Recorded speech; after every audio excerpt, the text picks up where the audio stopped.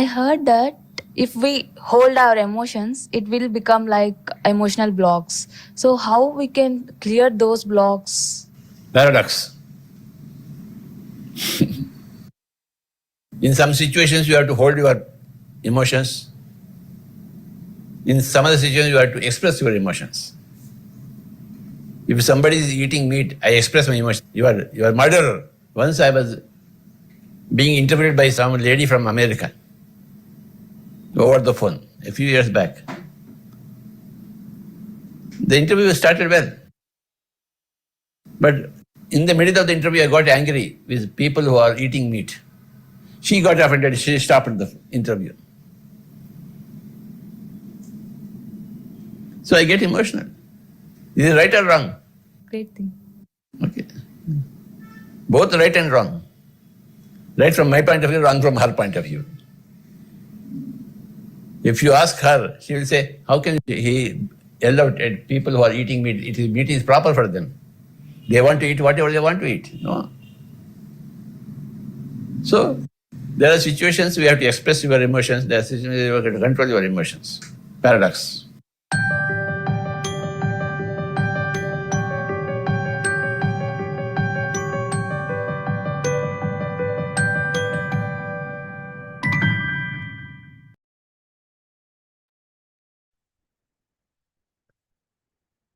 Good evening and happy morning to all the friends from the West.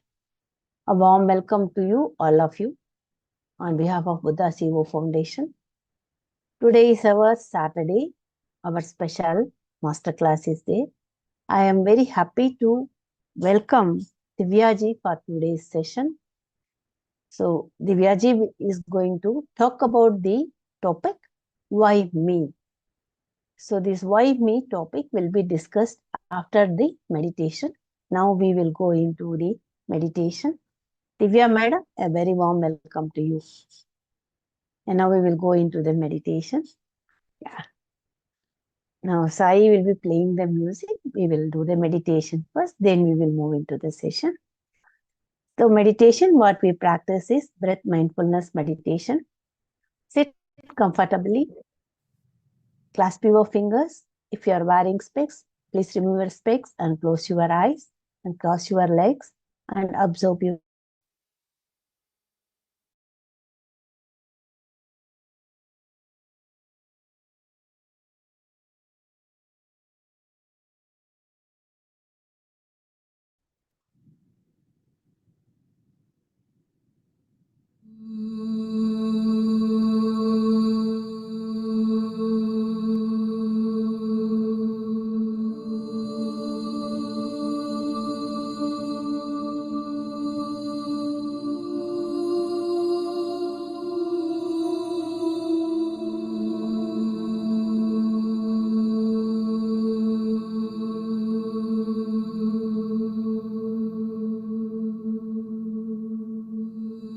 Dear friends,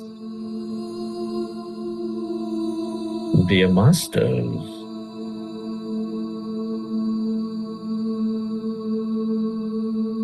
with your specs removed, eyes closed,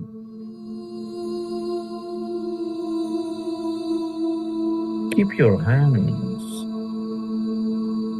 in your chest area.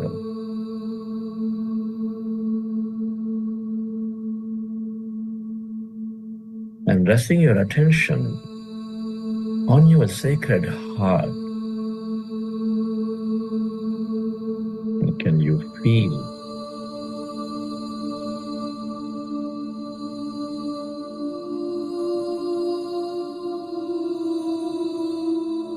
your beautiful heart? Feel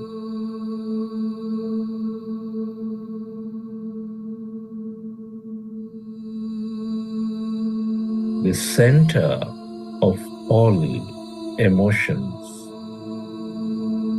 nurturing all life.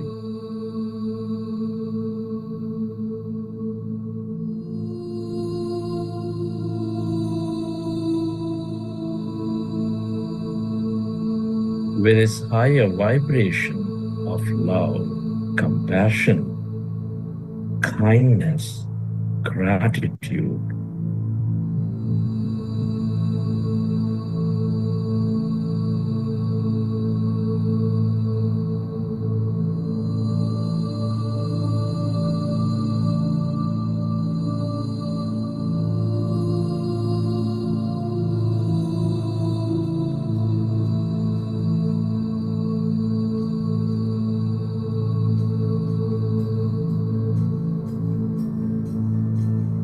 Can you recollect an experience from your past?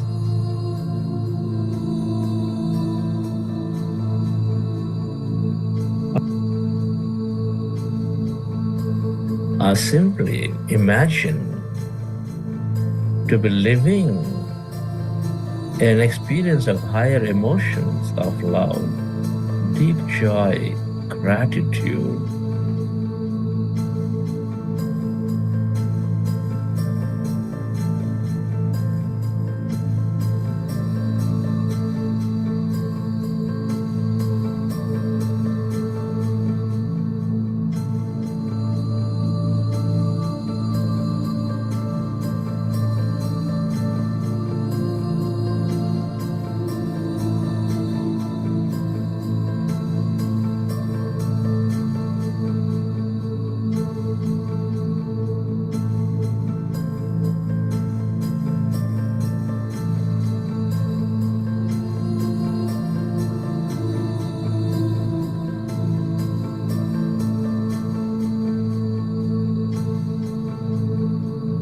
Relive that moment and feel that energy.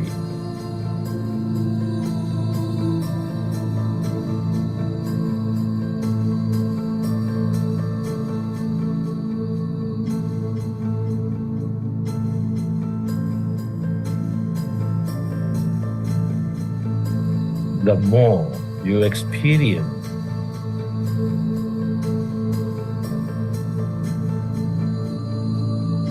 this higher emotions and energy of love, compassion, the more coherent you become.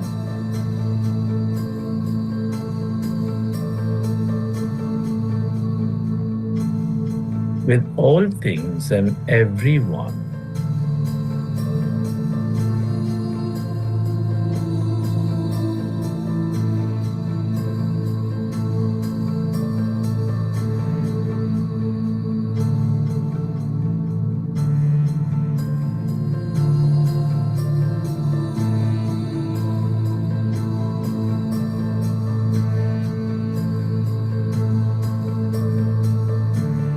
We are all deeply interconnected.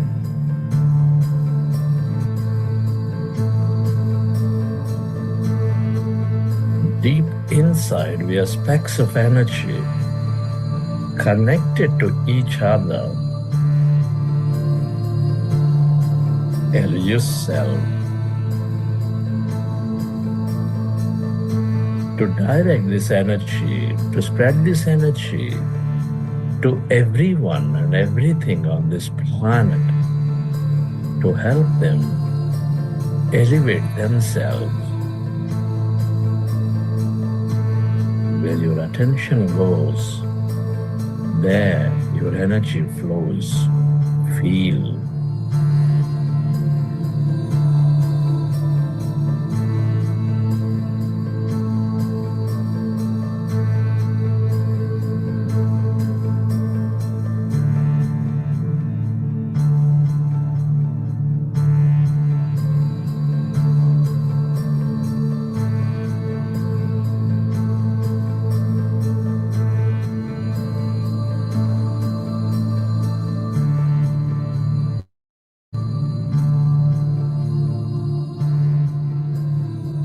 And slowly, let's go into breath mindfulness meditation with your fingers into fingers, hands comfortably rested in your lap.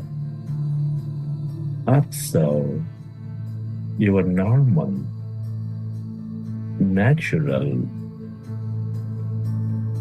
in-breath and the out-breath.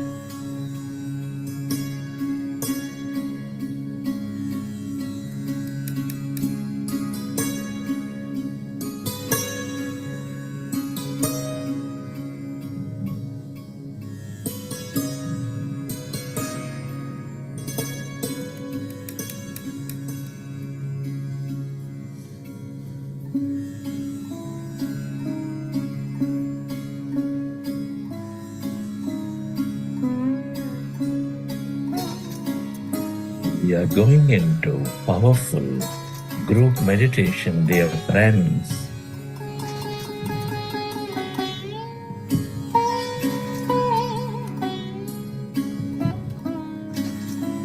Observe your natural in-breath and the out-breath.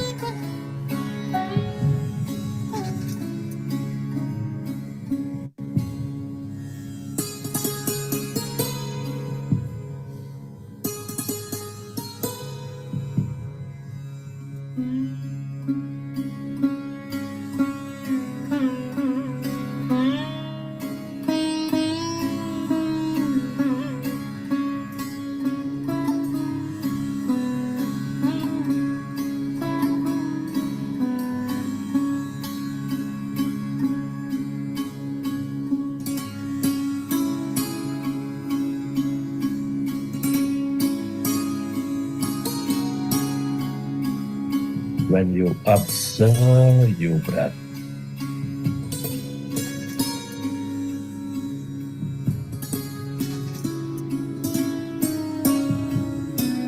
mind becomes empty.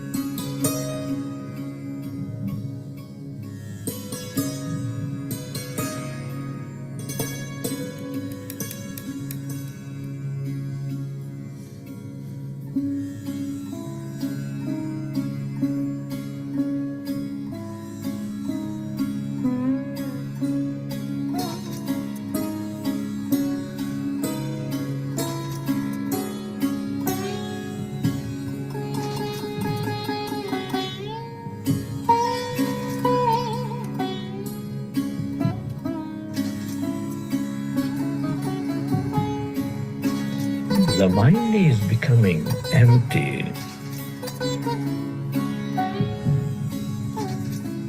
We experience greater emptiness.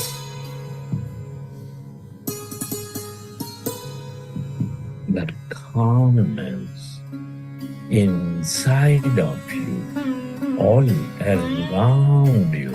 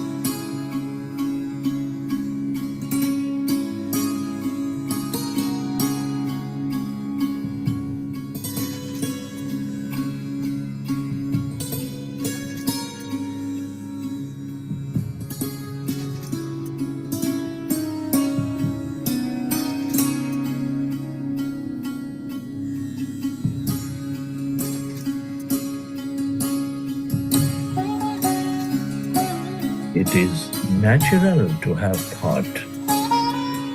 When you recognize your thinking, go back to observing your breath and allow yourself to go into the deeper states of calmness, emptiness.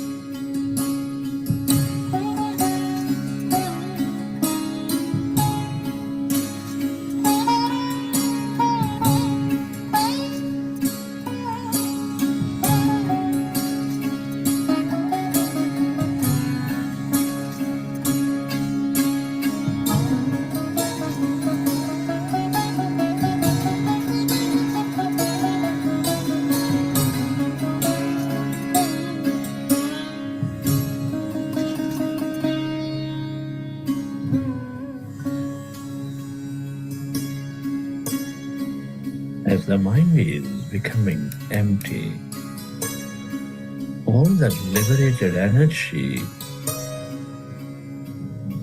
is channelized into the present moment.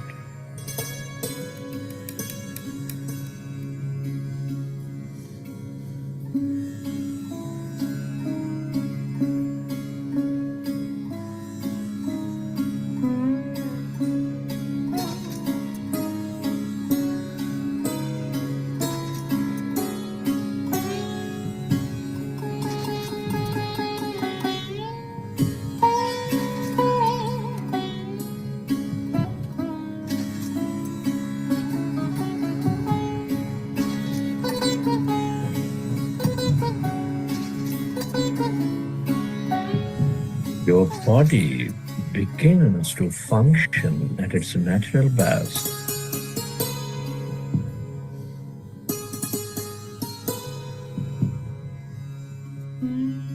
You develop greater power of thought.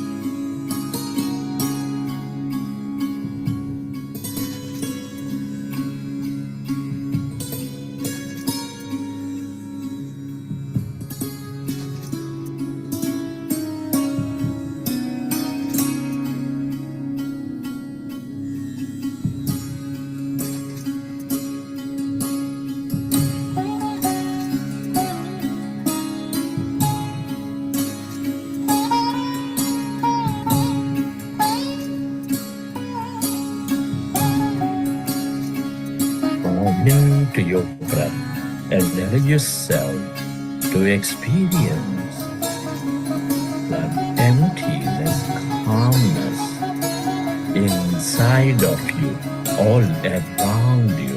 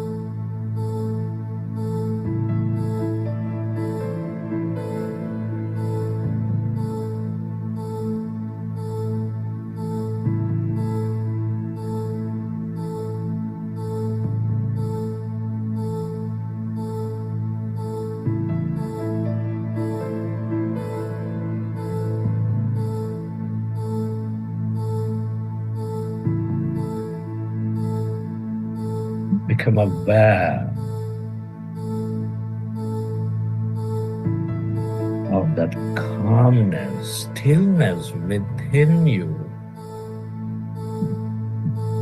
as you merge into your breath.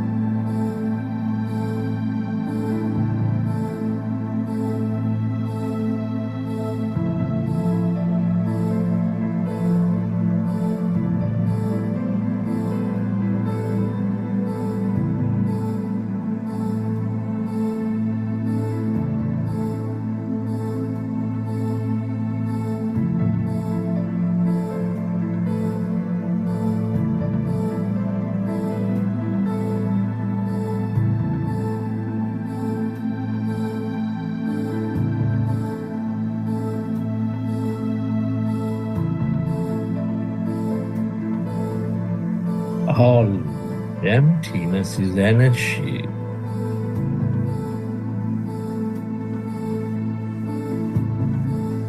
This is the quantum field of limitless dimensions, the field of infinite possibilities.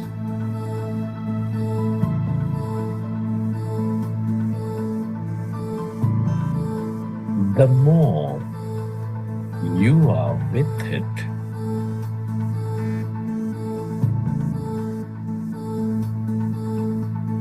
the more you tune in to the abundance of healing energy.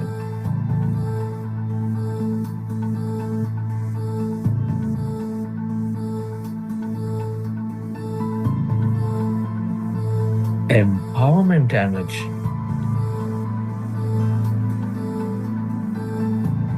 That energy of love, that energy of the mystic,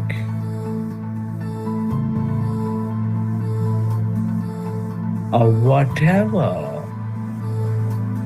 you can become aware of.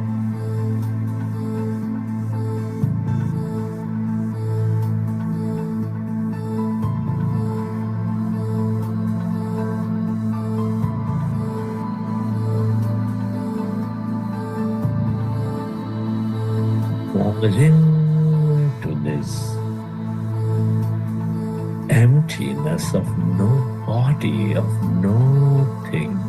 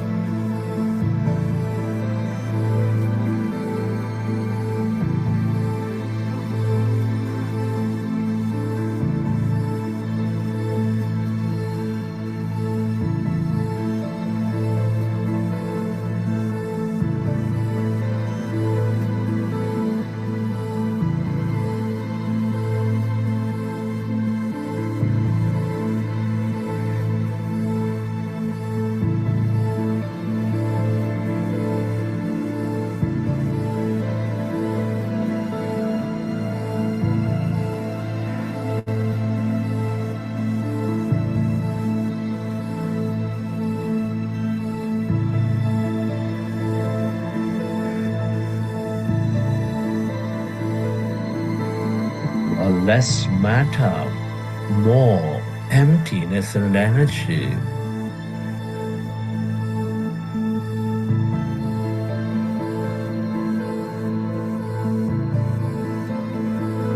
As the mind is rested, you move away from this matter, your body. You experience that emptiness, energy, the feel of all connection, the field of all wisdom.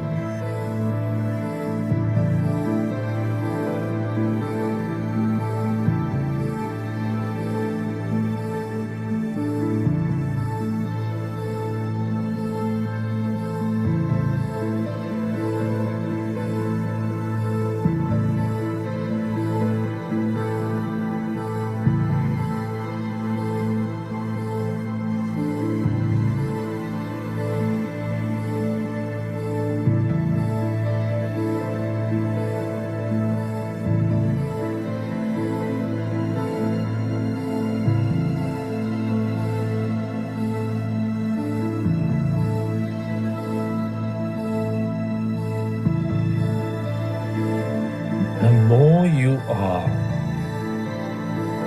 in this calmness, emptiness,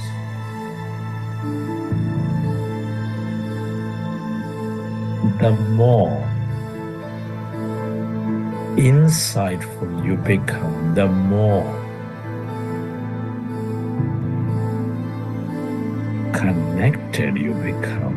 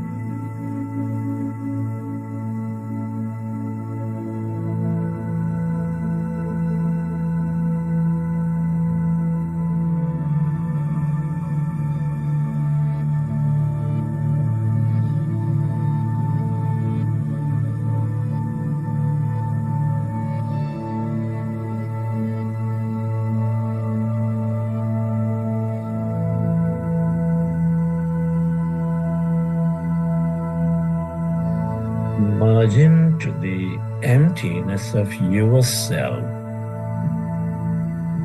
your divine self.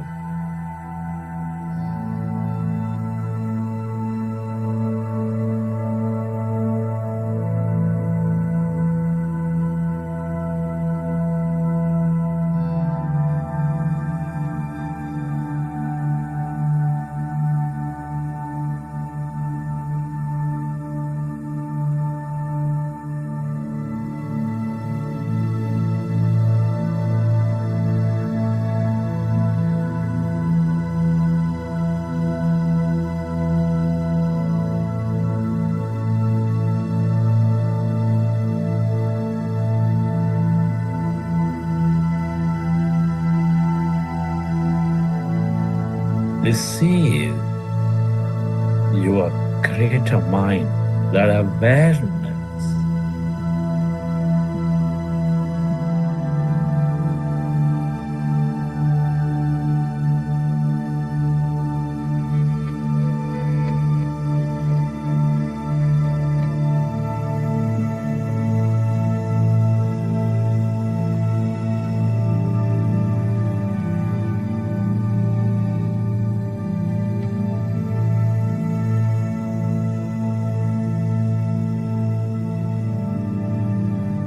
the more you are with it,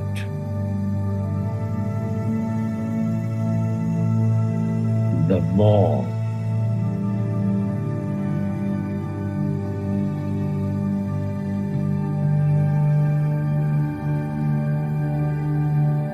you experience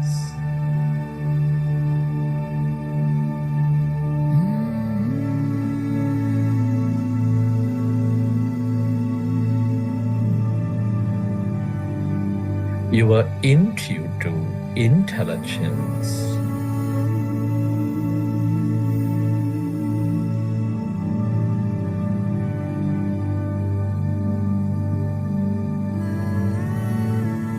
The more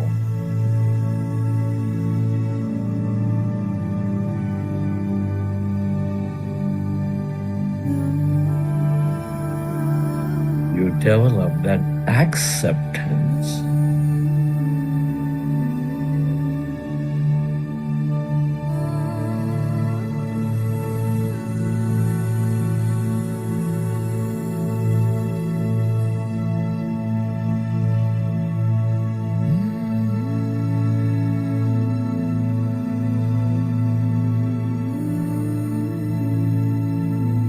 and the more effortless life becomes.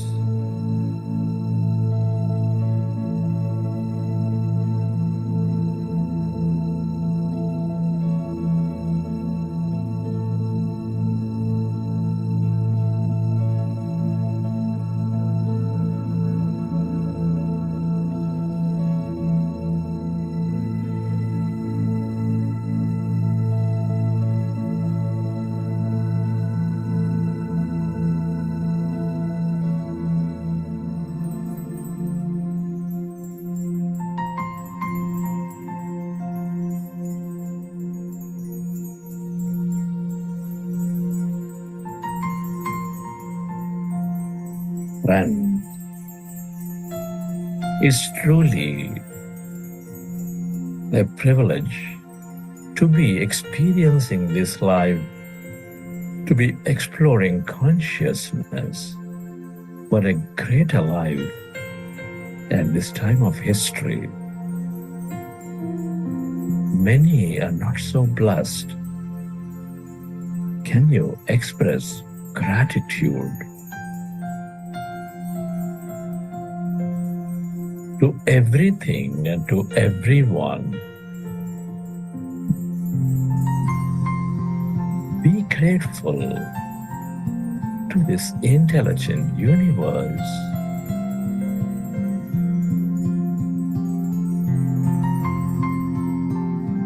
To your parents, to your teachers, to your mentors. Deep gratitude to yourself, to your body.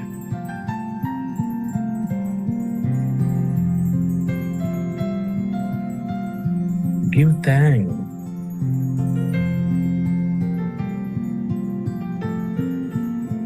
to this nature, the mineral kingdom, the plant kingdom, the animal kingdom.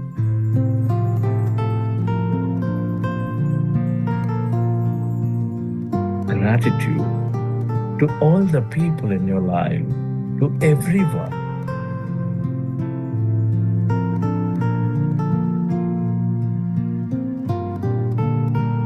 To everything, the technology, the system, the company, the governments. Gratitude is the ultimate state of receivership.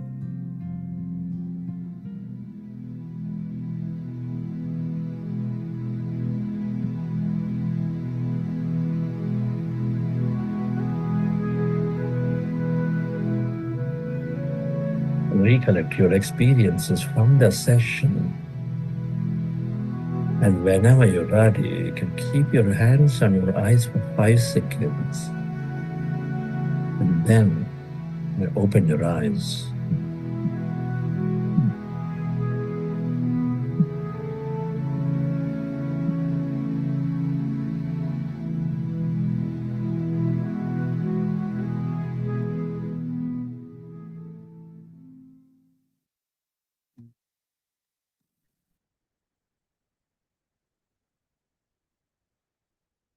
Welcome back, dear masters, after the deep meditation.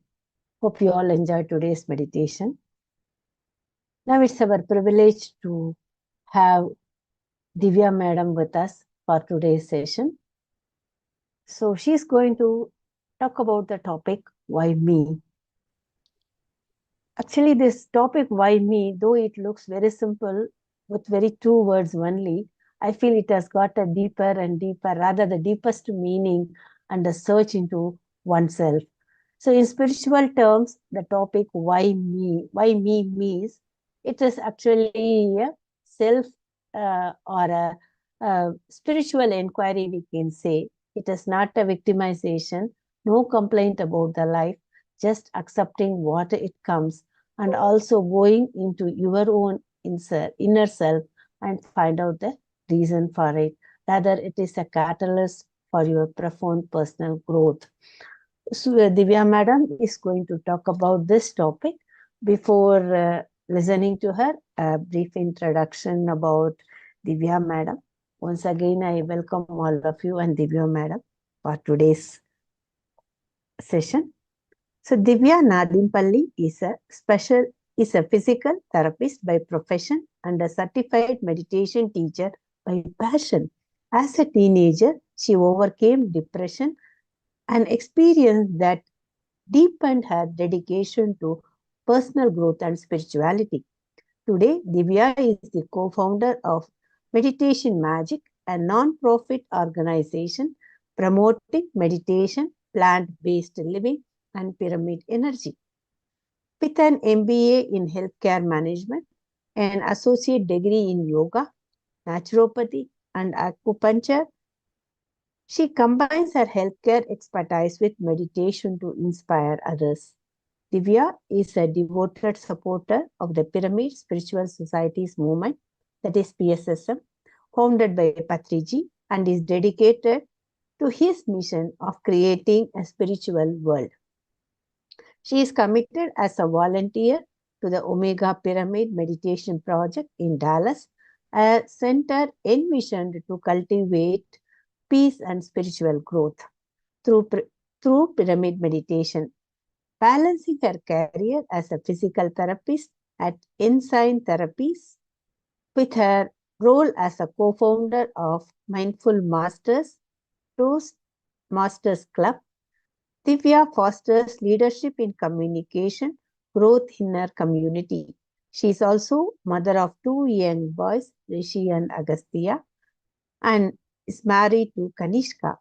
Her adventurous spirit led to her trek to Everest Base Camp, symbolizing her resilience. Co-organizing the largest mega meditation summit outside India, she brought together over 1,000 attendees globally, making a milestone for PSSM. Recently, Divya was recognized as a Mentor of the Year by a global organization, that is WOVI, Women of Visionary Influence. Divya's path is shaped by her belief in the power of affirmations, meditation, manifestation, pyramid energy, and spiritual service. Now let us hear from Divyaji what why means. Why me means. Over to you, Divyaji. Hi, Vindhya madam. Thank you so much for having me here today. And turn on your videos, that will be wonderful so I can connect better with you. So before I start my talk today, my deepest gratitude to my parents, Ramaraju and Padmavati, and also to our Pitama Patrici and our Buddha CEO.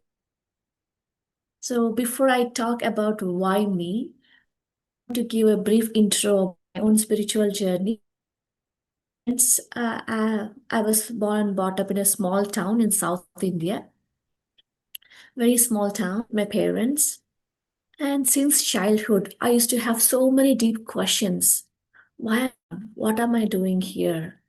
What am I doing next? So why all this suffering for the humans? When I see so many underprivileged, I feel so bad looking at sufferings. I have deep quests from inside, even from very a very small age. So I grow up teenager, these questions become very intensified. They become very big and very intensity into a teenage. Away from my parents and I joined a boarding.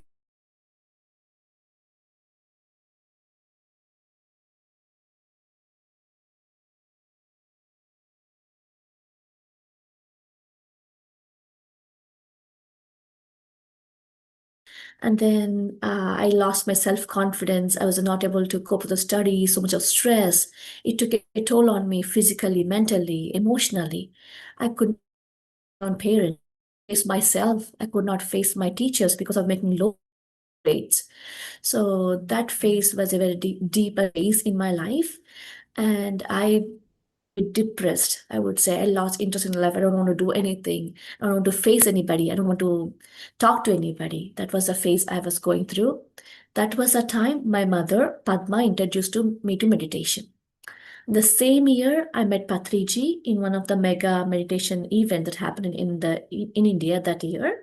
And I learned directly from Patriji about many spiritual concepts and how to live, what to focus on, what not to focus on. And I understood that I create my own reality. So since that day, something changed in my life. The more I meditated, I got all the answers, whatever I was looking for since my childhood, got answers. That answer got inside of me. I got the solutions from inside, not from anybody outside of me. So that was my turning point. So later I moved to Chennai to pursue my physical therapy and then I got married and then I moved to USA along with my husband Kanishka.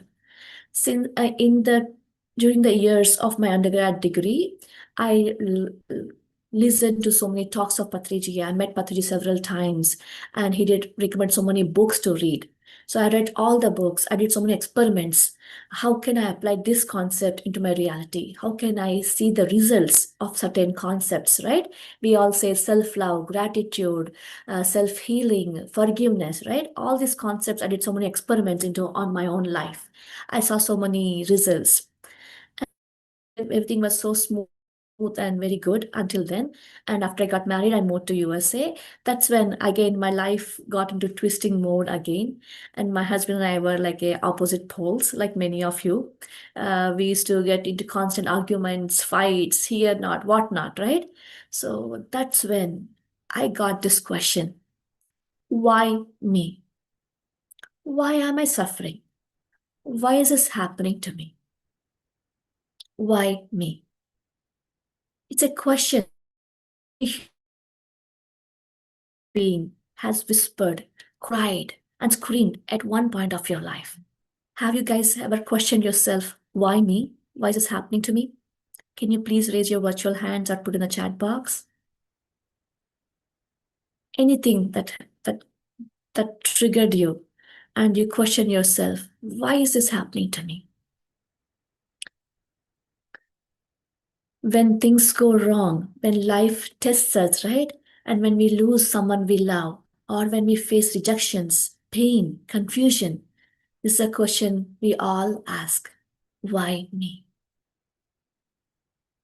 So let's explore this question deeply, not as victims of our life, but as souls on the grand spiritual adventure.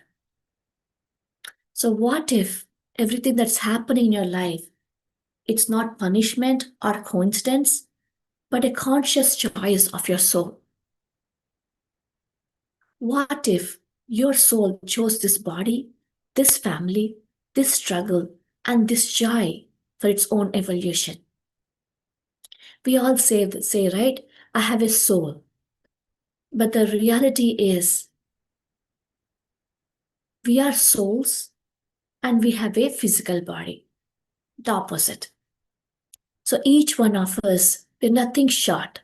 Each one of us are the spark of divine consciousness.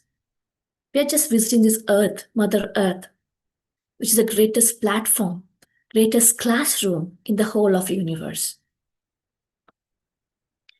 We are here not to suffer, but to have experience learn, and grow. So, Earth is not a place for suffering. Earth is a place to learn and evolve and grow. So, every challenge, every heartbreak, every joy is a lesson our soul chose to experience before even we are born. So, for the next time, when the life feels unfair to you, instead of asking, why me? Ask, what is my soul trying to teach me through this? What is my soul trying to learn from this difficult situation, the challenge you're facing? It can be very small. Sometimes you get hurt by others' words. Sometimes you get hurt that others are not being kind. Sometimes in the job or in the office, you feel that you're not respected enough, you're not loved enough, right? Whatever it is, next time, question yourself, what is my soul trying to teach me? What is my soul trying to learn from the situation? Instead of saying, why me? Ask this question. So I read at that peak of my life when I was going through relationship issues, a magical book arrived into my hands. The book is A Soul's Journey by Peter Ricciello. This is a profound book, my dear friends. I would recommend every one of you to read this. So, in this book, the author shares that about his out of body experiences and the revelations of the spiritual guides from his spiritual guide. So, these books talk about 4 or 5 soul types. So, the types, I think we all know this by now. If not, so they talks about few types of souls. The end soul. So these souls are new to human experience. They're learning the basics, how to survive, how to be individuals, how to get into power. So these lives are often full of material desires and ego-driven pursuits. They ask why me when faced with suffering, unaware that they are shaping their own destiny. The second type of souls are evolving souls, or we are infant souls, right? As a baby, we become an infant. So they're still trying to figure out what is happening in their life. They become to understand the concept of compassion and connection with the fellow beings. They realize that life is much more than material success. They start questioning much more deeper, like who am I? Why am I here? No, that kind of questions. They see pain as teachers, but not as punishment. So as we evolve in this soul's journey, they move on to the mature souls. The mature souls are the souls who radiance peace and acceptance. They understand that joy and sorrow are two sides of the coins. They no longer ask about why me, but they say, thank you. Thank you, universe. Thank you, my dear friend. Thank you, my dear enemy. Thank you, my dear boss, whoever it is in your life. They feel gratitude and they say, oh, thank you for this lesson that you have given me, for making me a better individual. They know that every experience, even the painful ones, expands their consciousness. And then next comes the old souls. Old souls live through countless lifetimes. They come to serve, to guide, and to heal. They see life the bigger perspective that everything is interconnected. They don't resist life, they flow with it. So each one of us moves through all these stages, and whether you're conscious, unconscious, we take life after life to move from the soul stages wherever we are in our own spiritual path. So until we become the masters of love, compassion, and wisdom. So that's how our souls evolve, my dear friends. So at this point, I was read by a written by a football player. So let me tell his name. His name is Alex Smith. He is one of the famous football player, American football player in USA. So in 2018, this player gets a serious fracture in his leg and in the spinal cord. So many fractures that he can't even move. He undergoes about 17 to 18 injuries. He battled serious life infection. He could not live anymore. The doctors tell him that, oh, you can't even walk again. That's the time he wrote a letter to the God saying, "Why me, God?" The letter goes this way: "Why did you take away the one thing I live for? I trained every day, I gave my best, and yet in one split second, everything was gone. Why me? Why me? I did everything right." So during the recovery phase, right? So he just shared this letter in the interviews, in the documentary that took on his story. But over his recovery phase, after a few months in the recovery, he wrote one more letter. But this time, he wrote a letter of gratitude. He said, "It's not why me anymore. It's why not me. Maybe I was meant to go through this to show what's possible, to inspire others to never give up." He not only recovered, but he again in 2020. Within 2 years, he returned back to the game and making the most inspiring comebacks in the history of the sports in NFL. His journey became the symbol of courage, acceptance, the power of inner transformation, the perfect real world example, the soul's evolution through challenges. So, after a few months, choosing me. Because of my injury, I found my true self. You took away my football, but you gave me purpose. You gave me to discover love, to help others, and to feel the beauty of life beyond the football field. So, this letter and all this concept of soul science really made me understand that it was never why me, it always for me. The shift from why me to for me is a moment of all of us. It's a of liberation, my dear friends. Once you understand this, nothing bothers you really in a big time, right? The universe principle is that nothing happens to you, but everything happens through you right? Whether or bad. Some we take responsibility of all the good that is happening in our life and say, yeah, this is happening because I chose it. But when we go into the tough times and challenges, we say, oh, this happened because of someone else. We try to blame, we try to judge, we try to complain about others.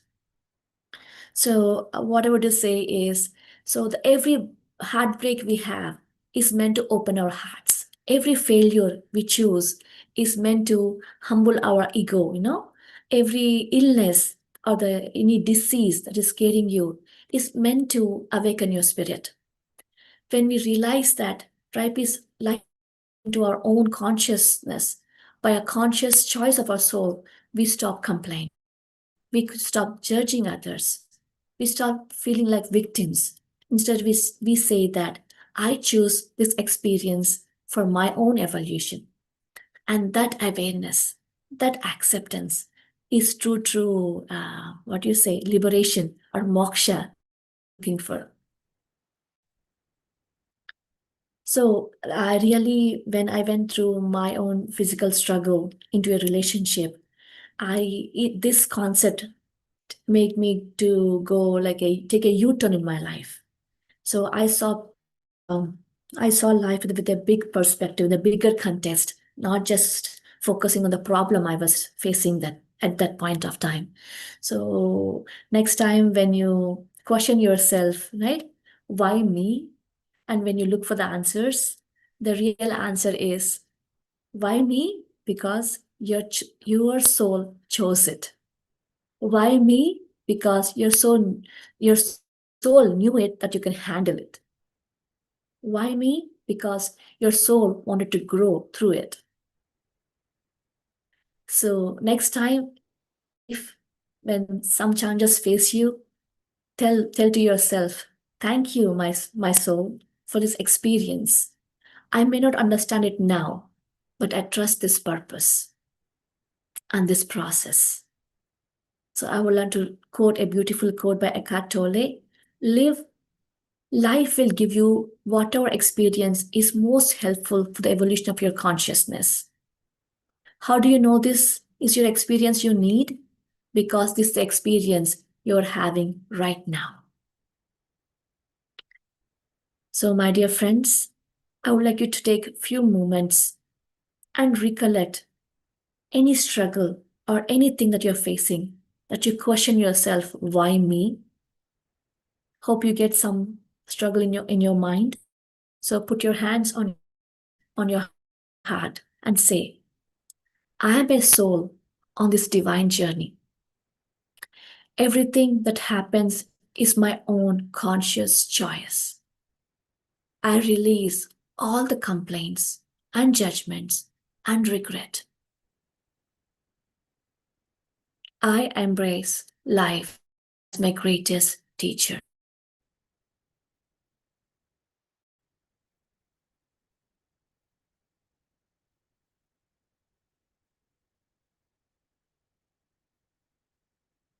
I love myself and I accept myself and I accept the choices my soul makes and had made.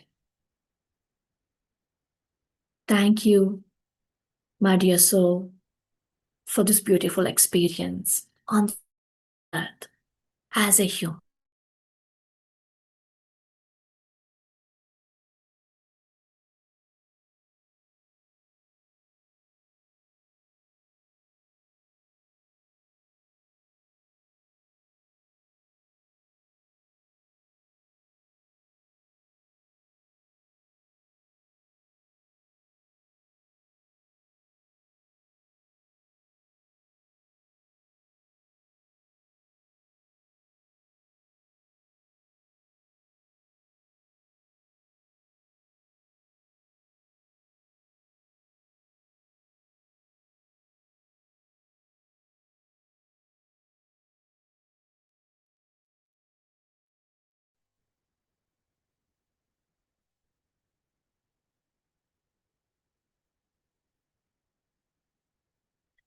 Yeah, Vindhya madam, back to you. That's all I have to share today, madam. Hope that made some little sense. Today's topic, why me? So it is a wonderful one. There is no words to express why me. So you have given the entire thing, na? So you have given the meaning why me and why we should ask the question why me and what are the answers we can get it most probably. You put it very beautifully, madam. So some in the chat they've asked the name of the book actually. You quoted, na? That is Soul's Evolution. Soul's Journey by by Peter Richelieu. Let me write it now. Yeah, you can type it, madam. Yes. Soul's Journey. Journey, yeah. Wonderful book.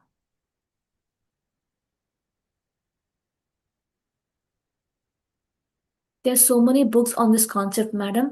I would like you to share that Soul's Gift, Soul's Plan by Robert Cheshwan are the two more wonderful books. And Torquem Saradian also written many books on this concept. Any questions? I'll be happy to answer, madam, before we close. Yes, dear friends. You can ask the question because Divyaji has experienced much more in her life from the childhood till now. So she is a more experienced person to get the answer for our questions. Why me? Yes, Nilima ma'am, you can unmute and ask the question.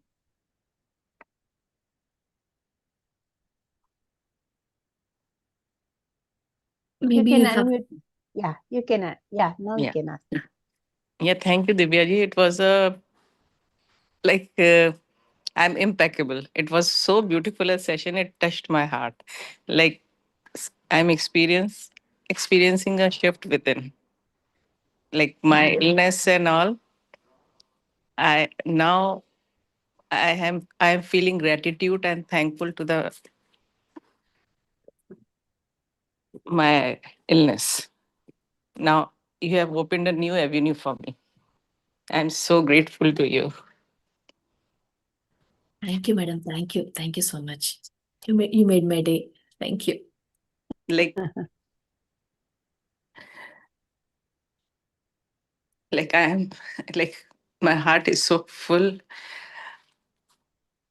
Like all my blessings for you. Like it deeply touched me. Thank you so much.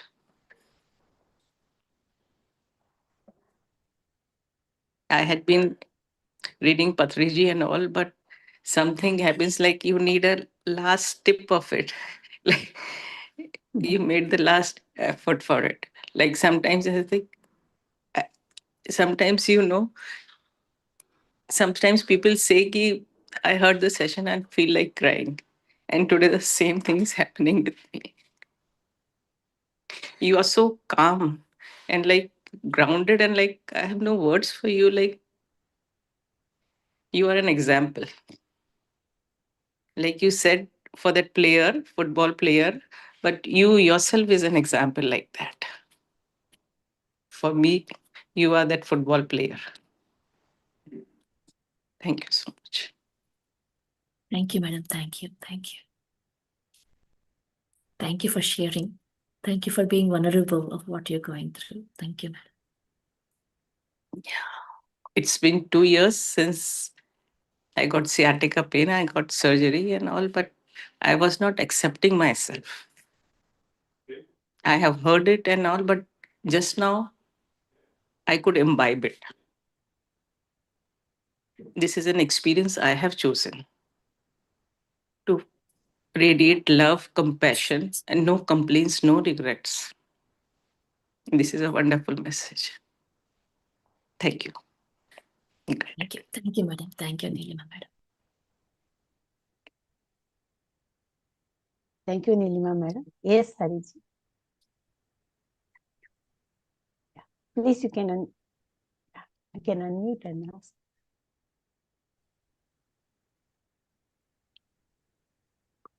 Hello, madam. Thanks for sharing your wisdom. It's really um, eye opener.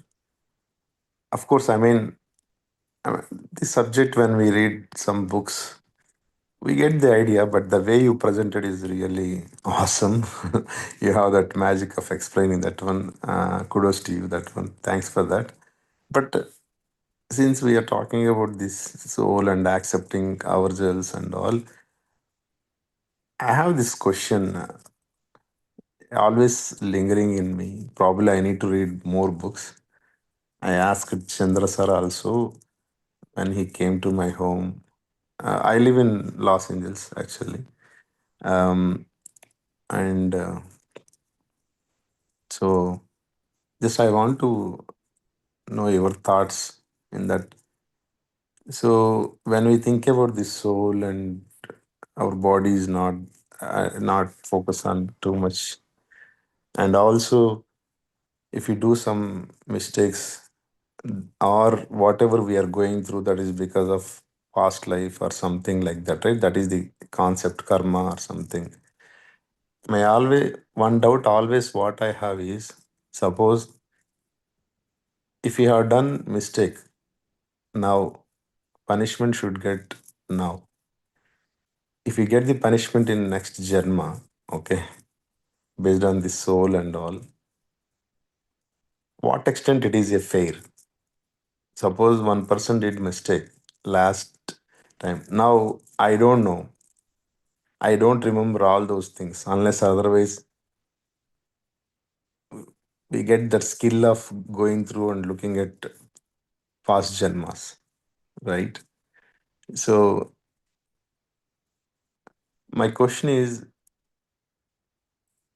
that is not accepting. Okay, some people, something happened to some set of people. All people are not done mistakes or equal punishment getting that one, right? Let me take one example, then I think you can what I'm asking about.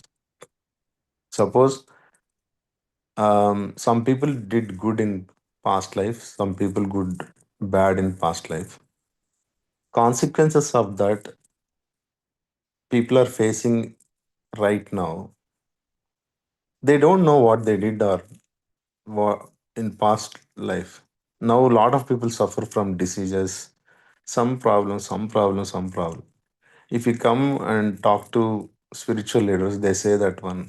Most of the people they say that one.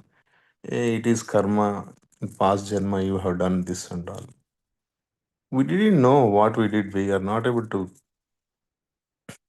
counteract on that one, right?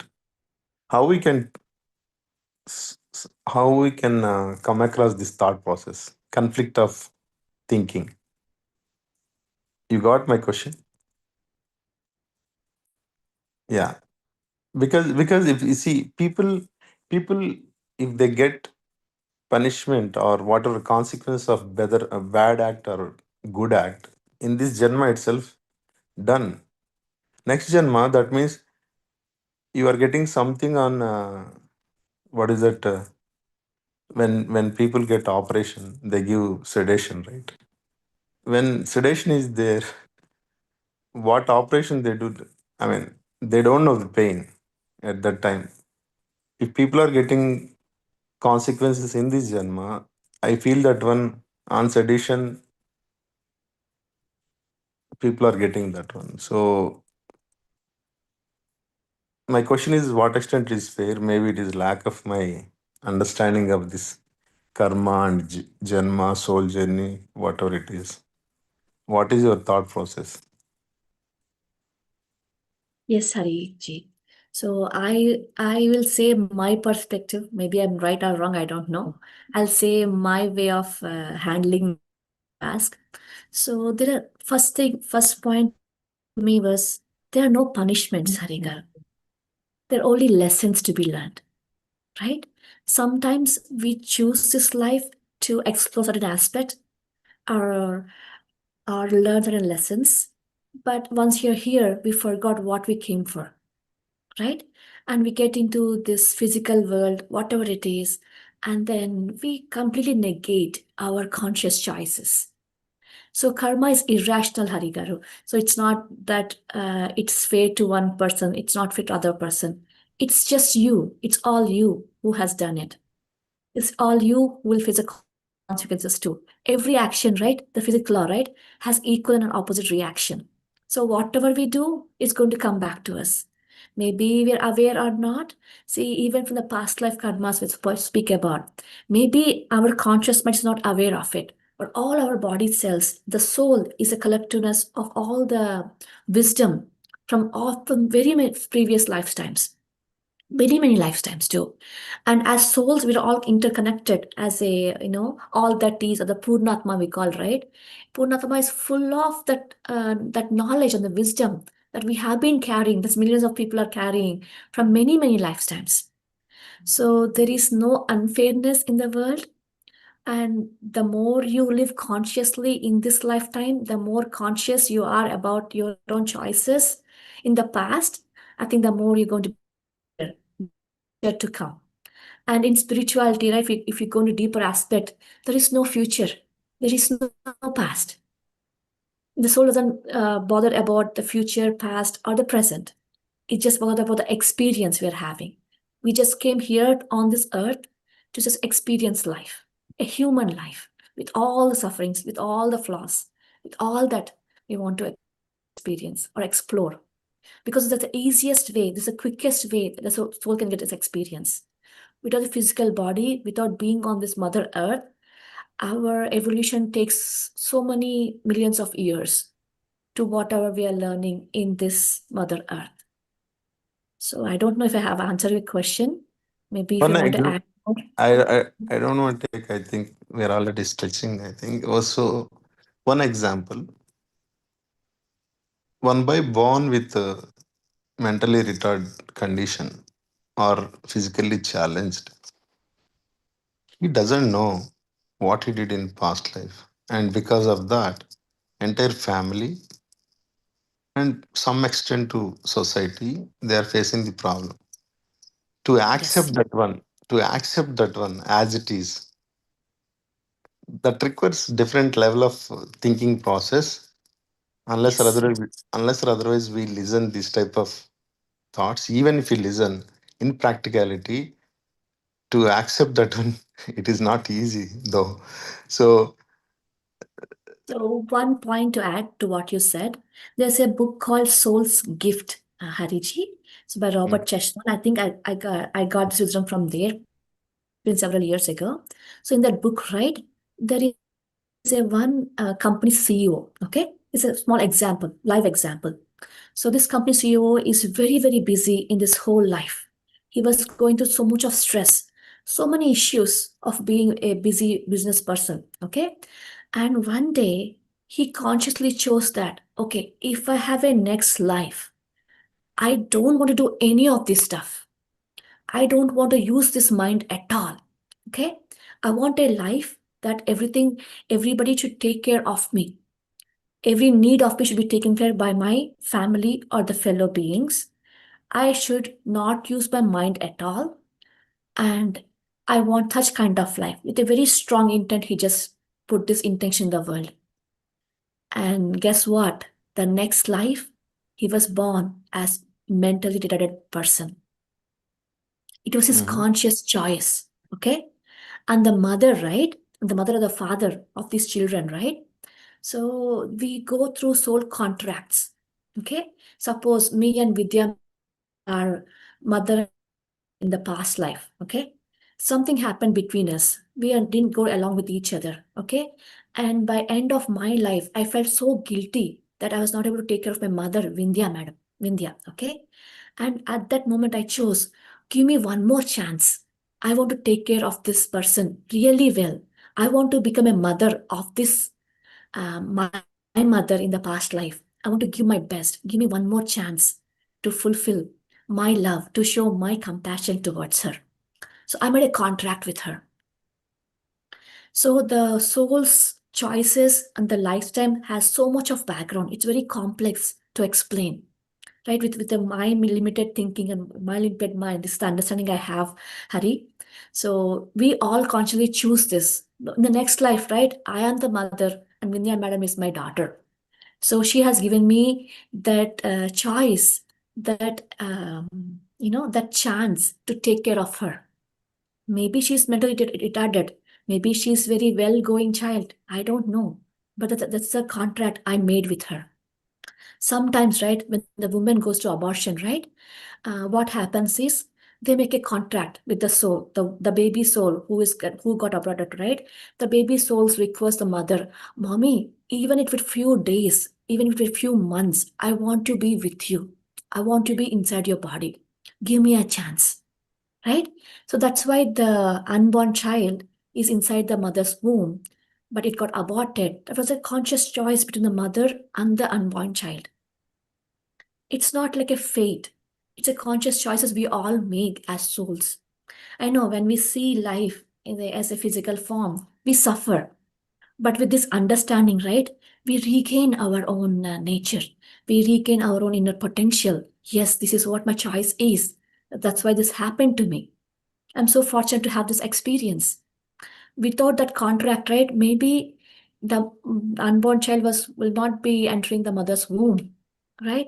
And maybe this mother, right, after this experience, she went into spirituality. She got into quest of knowing who she was. Why is this all happening to me? The question, why me, right, comes to her after being having abortion, from the sorrowness, from the pain of losing a child. She came into meditation. She got to know who she is. She came to know her purpose. The purpose of the child is to trigger her to get into so that she get into the spiritual path. The purpose of the unborn, the aborted child is for her mother to go into this, know to her own purpose and lead the purpose. So this is very complex, Hariji. This is my understanding. Everything that happens has a reason, and life is always fair for all of us. There is no higher karma. There is karma, but when you have this understanding, right, you take life it very easy, and things flow very smoothly to you. So uh, the thing, true. yeah. Yeah, So I true. would recommend you to read the book, Soul's Gift and Soul's Plan. Okay, sure.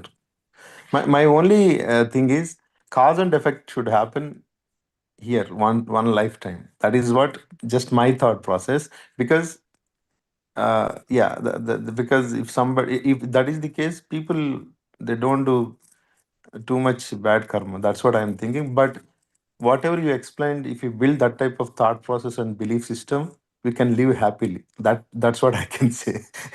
We can accept it, everything. We can accept what it is. So that will be cool. So, Hariji, one lifetime is not enough to experience all the things that we wanted to experience. So we choose particular one specific thing. This lifetime is dedicated for Divya to experience this disease and learn from this with these number of people, right? So I only have one husband, I only have one mother-in-law, I only have one child, or whatever it is, right? With the circle I have, limited circle I have, with the whatever I'm going through, this is what I can do in this limited number of years that we live on the earth plan, right? So we can't do everything at once. I know we wish we can do, and it'll get too much for us too. What if Divya chose to be ill? What if Divya chose to have a hard relationships? What if Divya chose to have a bad job? Whatever it is, right? It can't happen all together. I can't be the same. I can't person. I can't be a boss in the office. Everything doesn't work in that easy Yeah. manner. I I So we need I think, more yeah, time, madam. I think Yeah. this is big, longer and bigger discussion. My point is not to have multiple births. My point is whatever the experience, because every experience we don't remember next janma. So even though if we acquire multiple experiences in different janmas, we don't remember that one. But what I'm saying is, whatever the experience, positive or negative, just balance out in this janma. That is my thinking. Okay, we let's have multiple janmas. Okay, We let's we have. But we balance out many of them, Hariji, and we also carry some of them to the next lifetime. Whatever we don't, right? We take some of them to the next lifetime. We have a different type of karmas, right? Sanchita karma, Parada karma, they have 4 types of karma cycle. So we do most of this here, and but we take little bit to the next life too, whatever we haven't worked on. I yeah, think that's a universal loss that we can't go beyond sometimes as a human beings. yeah, But the yeah, understanding is what is the key role, Hariji. Once you understand this concept, right, you see life in a big context, not just one specific problem or one specific situation. You see it in a very grand manner, and you don't cling to one specific emotion for a very long time. You see the big picture and you move on. You understand the big picture of the whole life. yeah. Okay. Anyway, thank you, madam. This is Thank you, long thank you, sir. conversation. Yeah, Thanks a lot. thank you, thank you. Okay, I want to ask one question, Divyaji. Just it's Yes, different from what they have asked. What made you to go for the Everest base camp? ma'am. Uh, Everest base camp. Just I wanted to know that. You have yes, experienced more in the spiritual line also. At the same time, also you are also a challenger in the adventure world also. So I would like to know what made you to go for the Everest base camp. yes, Briefly, madam. you can tell. Yes, if in 1 or 2 minutes. So Uh, I always had a quest, madam, to visit Himalayas. Always had that from childhood. We hear so many stories, right? So many movies, so many stories, and I too felt that okay, I need to go see and experience Himalayas. So in 2018, right, I had that. I don't know, that quest to go is getting really intensified. I thought I'm already getting old, and when will I do it if not now? That was the question I had from inside. I thought, okay, let me try. Whatever happens will happen. Let me try. And I went with that attitude, madam. I was doing some research about all the Himalayas, what treks are there. And I came across many treks, but this Everest base camp stuck to my mind. I know it's the toughest trek in the world, but somehow I was convinced to do that. If I have to go, I have to go to this trek, not anything else. So I don't know where I got it. It was so intense from inside. So I chose that, madam. I went through so much of inner turmoil even before going to the trek. So many fears. I had so many questions, right? What if I die there? What if something happens to my leg or fractures, something like that? What if I never come back? What happens to my husband and my 4-year-old son back then? So I had these questions every single day. I had so many fears about my own physical potential and me comparing to other people who are coming to the trek, me comparing with my own beliefs, right? People used to say from my childhood, "Oh, Divya, you're so lean, you're so weak physically. It's a big thing if you can manage your life without taking any help." That was the thing I used to hear. So during this preparation of the trek, right, I slowly worked on these beliefs that I have more potential than what other people are thinking of me. I too can make a difference in my life. I can achieve whatever I want to do, achieve in my life. So that was the attitude I had, madam. So I went with open thing. I said, how can I judge myself saying do it without even trying it? So I thought I would give it a try. It's okay if I don't go. It's okay if I come back. It's okay if it's a failure. I need to give it a try. It was expensive. I thought it's okay to it won't be expensive. I told it is challenging. I said, yeah, it's okay if it is challenging. A final thing I had is, what if you die there? It's okay if I die there. I just took it everything and this went beyond my limited thoughts, madam. So I came back successfully. It was a wonderful experience seeing Himalayas, and I feel it's a great challenge redefining my beliefs. That's the opportunity I had to work on my belief. Without the trek, maybe I would not know where my fear, how many fears I had. Without even, I don't know my physical potential is, what our human body can do. So because of that experience, I understand how awesome our physical body is, how much we can do, of the potential of physical being. Without the body, I could not even go there. So I'm so grateful for my physical body. I'm so grateful that I can think something and make it and manifest something. The potential of the human brain. I understood all this, madam, from that experience. Yeah, even I'm very fond of Everest, so that is why I asked. So how you can go to the base? At least you have nothing. Let me see if I got a next birth. Definitely, I will be having it. Then that time I will go for a base camp at least. Don't wait for next birth, ma'am. Just do it. You have No, so much. I went for a Himalayan trip with Buddha CEO. Went up to Badri and came back. Into Mahavatar Baba cave. We climbed and everything to reach that base camp. So let me see the thing. But it's actually, I can say it is your soul strength plus your physical strength that has made you to reach their base camp, and you learn so many things. And it is a process. See, one thing I can say, awesome. The wisdom you have shared with us, you have taken time. And this is a very difficult topic, and it is also more an abstract one. And it is make the people to accept what the real truth is very difficult. But you have made the things in a very simpler way with your own life examples, and also from the book's example. You have made the thing, this is whether you want it or this is only thing you have come for this. That ultimate conclusion we are carrying it today. So though we have know it, it is good to listen from the person who has already experienced it. That way you have put it at your young age. You have got a vast wisdom you have shared with us. Thank you for taking time and share your wisdom. And I think today's takeaway, I can tell it in one sentence, that is, every heartbreak is a lesson. What is my soul trying to learn from this experience or this situation? So you have to learn, evolve, and grow. That is the takeaway from what you have told with us. With us, I conclude this session. And equally, I thank all the participants who have joined here today with us and listened to Divya Madam. Thank you so much. And have a nice Sunday tomorrow, all of you. Meet you again on the next Saturday. Thank you so much. Thank you, Divya. Thank you everyone for joining. Thank you, madam, for this wonderful opportunity. Thank you. Yeah, thank you, madam. It was a pleasure to listen to you. Hope to listen more and more from you. Thank you. Sure, madam. Thank you. Thank you, Sai, for being with us.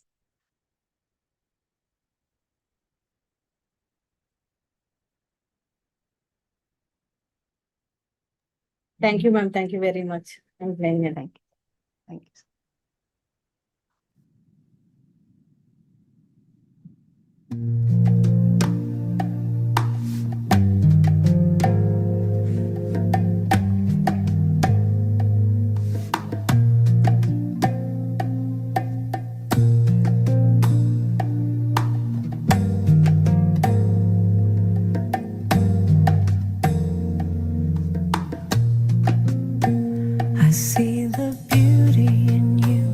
I see the power in you. I see the greatness in you.